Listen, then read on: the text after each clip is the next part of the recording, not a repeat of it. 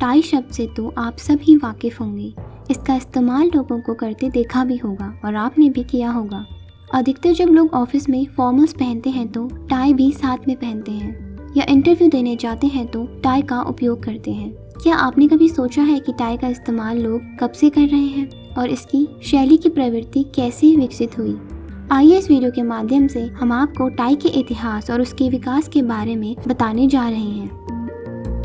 Tie या neck tie कपड़े का एक लंबा टुकड़ा है। आमतौर पर सजावटी उद्देश्य से गर्दन के आसपास पहना जाता है। फ्रांस में 30 साल के युद्ध के दौरान 17वीं शताब्दी में नेक टाई की उत्पत्ति हुई थी। किंग लुईस 13 ने क्रोशियाई के सैनिकों को भाड़े पर मंगवाया, जिन्होंने अपनी गर्दन के चारों ओर कपड़े का एक टुकड़ा पहना हुआ था। उन्होंने इस प्रकार के स्कार्फ या कपड़े के टुकड़े को पसंद किया और युद्ध समाप्त होने के बाद रॉयल सभाओं के लिए इसे अनिवार्य कर दिया। क्रोएशियाई के सैनिकों का सम्मान करने के लिए उन्होंने इसे ला क्रावेट नाम दिया और आज भी फ्रांस में इस नाम को नेक टाई के लिए इस्तेमाल किया जाता है। 17वीं शताब्दी की शुरुआत क्रावेट्स दिखने में आज की नेक टाई के कुछ समान है। ये एक ऐसी शैली थी जो पूरे यूरोप में 200 से अधिक वर्षों तक लोकप्रिय रही। जैसा कि हम आज मानते हैं कि टाई 1920 के दशक तक उभरी नहीं थी, लेकिन तब से इसमें कई बदलाव हुए हैं। पिछले शताब्दी से अब तक टाई के डिजाइन में बहुत सारे बदलाव देखे गए हैं। आइए ये बदलाव क्या थे और कब हुए थे, इनके बारे में जानते हैं। 1900 से 1909 टाई 20वीं शताब्दी के पहले दशक में पुरुषों के लिए कपड़ों के ही समान थी। सबसे आम टाई क्रावेट थी, जो 17वीं शताब्दी के शुरुआत में विकसित हुई थी, जिसे क्रोशियाई लोग फ्रांस लाए थे। हालांकि अलग हुआ था तो बस इसको बांधने का अंदाज। 2 दशकों पहले 4 इन हैंड नोट का आविष्कार किया गया था, जो कि एकमात्र तरीका था क्रेवेट टाई को बांधने का। उस समय अन्य लोकप्रिय नेकफियर शैलियों में बो टाइज और एस्कॉट्स थे। 1910 से 1919 20वीं शताब्दी के अंत में औपचारिक क्रेवेट्स और एस्कॉट्स के इस्तेमाल में गिरावट आई, क्योंकि अब पुरुषों का पहनावा अधिक आरामदायक हो गया था अपनी कार्यक्षमता और फिटनेस के साथ। इस समय की नेक टाई आज के जमाने की टाई से मिलती जुलती थी। 1920 से 1929 1920 के दशक के शुरुआती समय तक टाई में कोई खास बदलाव नहीं हुआ था, लेकिन जब न्यूयॉर्क के एक टाई निर्माता जैसे लैंगस्टॉफ ने कपड़े को अलग एंगल से काटने का एक नया तरीका पेटेंट किया और फिर इसे 3 हिस्सों में सिलाई किया, जिसका नाम लैंगस्टॉफ नेक टाई रखा गया। ये मुड़ता नहीं था, बल्कि फ्लैट रहता था और प्रत्येक बार पहनने के बाद अपने मूल आकार में वापस आ जाता था। इसके अलावा पहली बार रैप स्ट्रिप और ब्रिटिश रेजिमेंट टाई भी सामने आए। 1930 से 1939 1930 के दशक में टाई चौड़ी और छोटी हो गई थी, लेकिन इस दशक में सबसे उल्लेखनीय विकास 1936 में ड्यूक ऑफ विंडसर द्वारा निर्मित विंडसर नोट का आविष्कार था। ड्यूक ने एक अतिरिक्त चौड़ी नोट को पसंद किया था और इसे बनाने के लिए विशेष रूप से एक मोटे कपड़े का इस्तेमाल किया था।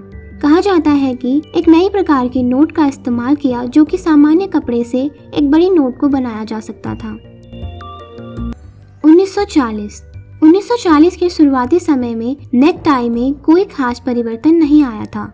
उस समय द्वितीय विश्व युद्ध का प्रभाव लोगों पर ज्यादा था, जिससे वे कपड़ों और फैशन पर अधिक ध्यान नहीं दे रहे थे। जब दूसरा विश्व युद्ध 1945 में समाप्त हुआ, तब लोगों का ध्यान फिर से डिजाइन और फैशन पर केंद्रित हुआ।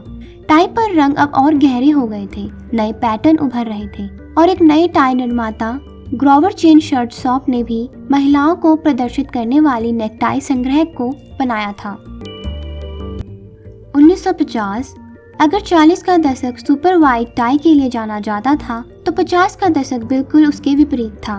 टाई अब पतली हो गई थी, आमतौर पर 2 या 2 से कम इंच, और इसको सुव्यवस्थित स्किनर सूट के साथ पहना जाता था। 1960 से 1969 जैसे कि 50 के दशक में टाई पतली या स्किनी थी, लेकिन 1960 के दशक में टाई को एक नया रूप फिर से मिला और अब वो 6 इंच के रूप में चौड़ी हो गई थी, जिसे एक शैली के रूप में कीपर टाई नाम दिया गया। 1970 से 1979 1970 के दशक में अल्ट्रा वाइड कीपर टाई का इस्तेमाल होता था, लेकिन उस समय ध्यान देने योग्य बोलो टाई का निर्माण हुआ, जो कि 1971 में एरिजोना का आधिकारिक राज्य नेकवेयर बन गया था। 1980 से 1989 ये दशक पिछले युग की कई प्रवृत्तियों को एक साथ लाया। 40 के दशक के नोवेल्टी पैटर्न, 60 और 70 के दशक की काफी चौड़ाई वाली टाई जिसे कॉलर के साथ इस्तेमाल किया गया था, बोलो टाई, कीबोर्ड नेक टाई और साथ ही स्किनी टाई जो कि उस समय चमड़े से बनी होती थी। 1990 से 1999 इस समय टाई की चौड़ाई सामान्य यानी लगभग 4 इंच और उसमें 3 मूल्य नोट्स, विंडसर, हाई विंडसर और 4 इन हैंड थी। 2 कैम्ब्रिज भौतिकविदों ने 1999 में the 85 ways to tie a tie, the science and aesthetics of tie knots in 1999 नामक पुस्तक लिखी थी जिसमें इन नोट्स का जिक्र है। लेकिन इस दशक के अंत में टाई में एक नया लुक सामने आया और उसको लाने में रेगिस फिल्बिन का हाथ था। जब रेगिस ने who wants to be a millionaire in 1999 show को होस्ट किया था तब लोग उनके पहनावे को देखकर दंग रह जाते थे। वे डार्क शर्ट और उसके साथ चमकीले टाई पहनते थे और दोनों का रंग एक होता था जो कि लोगों को काफी प्रभावित करता था। इन सबसे भी टाई में बदलाव हुए। 2000 दशक से अब तक अन्य दशकों की तुलना में टाई 3.5 से 3.75 इंच अधिक पतली हो गई थी। आज के समय में टाई अलग अलग पैटर्न में उपलब्ध है, जैसे कोई चौड़ी तो किसी में कट, फैब्रिक अलग इत्यादि। अधिकतर टाई की मानक चौड़ाई अभी भी 3.25 से 3.5 इंच रेंज में है, लेकिन स्किनी टाई के अंतर को भरने के लिए कई डिजाइनर अब 2.75 से 3 इंच की टाई भी बना रहे हैं। चौड़ाई के अलावा अद्वितीय कपड़े, बुनाई और पैटर्न पर भी ध्यान दिया जाता है। बुनी हुई टाई 2011 और 2012 में काफी लोकप्रिय हुई थी। आज भी टाई का अपना ही महत्व है। ये ना सिर्फ लुक को बदलती है बल्कि एक किस्म के कॉन्फिडेंस लेवल को भी बढ़ा देती है। अधिकतर लोग इंटरव्यू और फॉर्मल्स के साथ इसको पहनना पसंद करते हैं।